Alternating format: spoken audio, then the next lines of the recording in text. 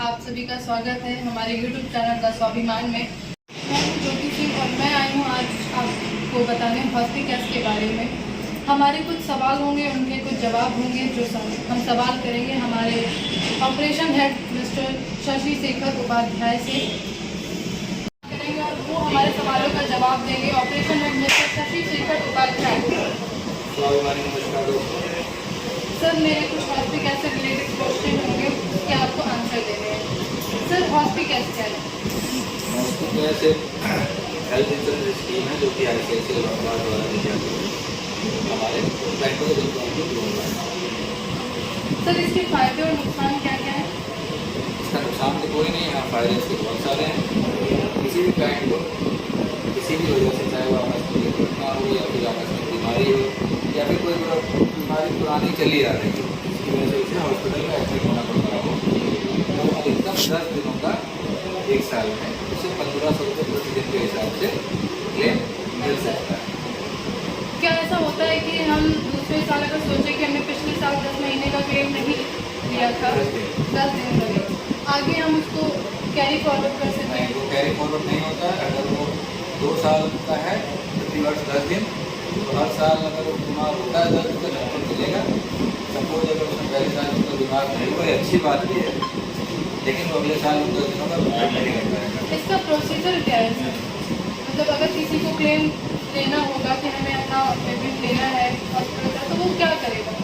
कोई भी व्यक्ति जो हॉस्पिटल में एडमिट हो रहा है, क्लेम लेने के लिए कम से कम 24 घंटे के उसका हॉस्पिटल में एडमिट होगा।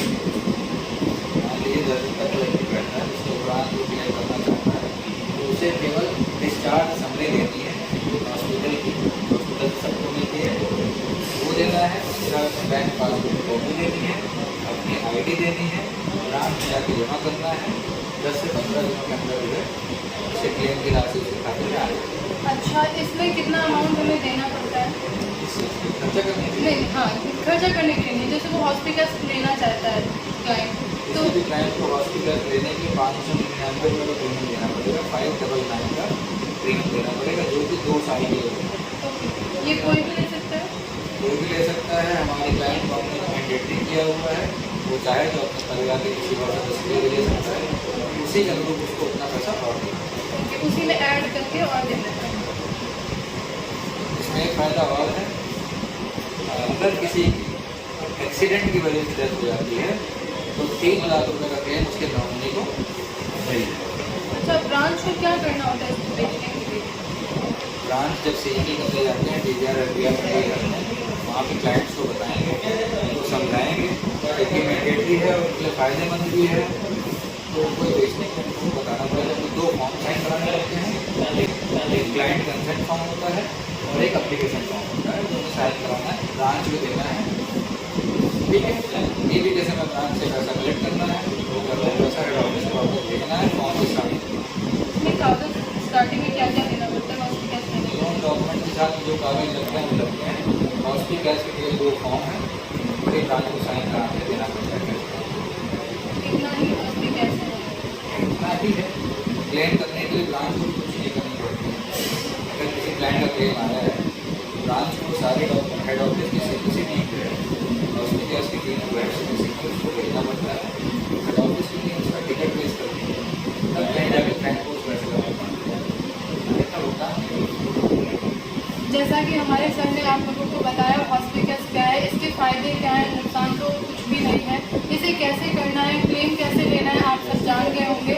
बहुत बहुत शुक्रिया हमारे चैनल पर आने के लिए और हॉस्पिकैस के बारे में जानने के लिए। Thank you so much. जी सर, सभी को जी बिल्कुल। पैसा उसी को देना है जो इसका FCS हो। ऐसा नहीं है, पैसा उसी को देंगे। आप उसका फायदा बताओ ना, हम क्यों जी दें? जी, फायदा बताते सर। उसको करना ना, जी सर, बिगर फायदा बताते तो कोई लेगा ही नहीं। बेनिफिट आपको जैसे जी। आप आलू का काम किए हो ना, जब आप किसी को बेचते थे उस दवा से क्या फायदा है? बिल्कुल बिल्कुल सर। जी नहीं बेचा जाता। क्या फायदे बताते हैं क्या फायदे बताते हो हॉस्पिकैस के? जी सर जी, जैसे अब हम उससे क्लाइंट को पहले तो उसके बारे में बताते हैं कि जो आपका खर्चा टोटल आएगा वो 3375 रुपये आएगा हमारी बैंक में जब पैसा लोगे तब। अब 3375 में सुनो, पहली बात तो आपका 599 रुपये आपका स्वास्थ्य बीमा होगा। अब स्वास्थ्य बीमा में क्या होता है कि उसमें रिस्क कवर होता है 3 लाख का। उसके बाद में यदि कोई भी लेडीज बीमार होती है तो उसे 1500 रुपये पर डे के हिसाब से हमारी बैंक आपको इसका पैसा दिलवाएगी। स्वास्थ्य विभाग को जो पैसा जाता है, ना कि हमारी बैंक में रहता है। आपका जो पैसा करता है वो सीधे स्वास्थ्य विभाग को जाता है। वहां से आपको हमारी बैंक 1500 रुपये पर डे के हिसाब से 10 दिन का अमाउंट दिलवाएगी। यदि आप 1 दिन भर्ती रहते हो तो 1 दिन का 1500 रुपये मिलेगा। यदि आप 10 दिन भर्ती रहते हो 10 दिन का मिलेगा। 5 दिन भर्ती रहते हो तो 5 दिन का। फिलहाल 1 वर्ष में सिर्फ 10 दिन का ही अमाउंट ले सकते हो। यदि आप 2 दिन भर्ती रहे तो 2 ही दिन का मिलेगा। आगे आप कहो कि हम दोबारा भर्ती हो गए तो पैसा मिल जाए, नहीं मिलेगा, क्योंकि एक बार में एक ही बार ही फायदा ले सकते हो उसका। ऐसे ही जैसे 13वां महीने लगता है तो आपको 10 दिन का अमाउंट उसके भी यदि भर्ती रहते हो तो मिल सकता है। ऐसे करके टोटल उनको बताते हैं उसके बारे में। और यदि हम कहते हैं यदि जेंट्स का कराना चाहो तो उसका भी स्वास्थ्य बीमा हो सकता है। यदि ना कराना चाहो तो लेडीज का कंपलसरी है, क्योंकि मतलब क्योंकि आज के युग में खान पान इतना बिगड़ गया, दूषित हो गया, इस चक्कर से प्रत्येक बैंक इसको लागू किए है। क्योंकि हम लोग जो खाते पीते हैं, हर फसल में दवाई लग रही है, केमिकल खा रहे हैं। हल्दी, मिर्चा, तेल, साबुन से लेकर जो कुछ हम यूज करते हैं टोटल केमिकल यूज कर रहे हैं। अब इसलिए हर व्यक्ति के अंदर बीमारी लगातार बढ़ती जाती है। कौन सी बीमारी कब लग जाए इसका कोई पता नहीं होता, इसीलिए हमारी बैंक ने ये लागू किया है। उसके बाद में पूरी डिटेल बताते हैं जब मीटिंग करते हैं हम बैठ के। उसके बाद सर जी बाद में मीटिंग करते हैं तो हमने कहते वो सर जी बताएंगे, ध्यान रखना इस चीज को, जो चीज हम बता के जा रहे हैं याद रखना आपको।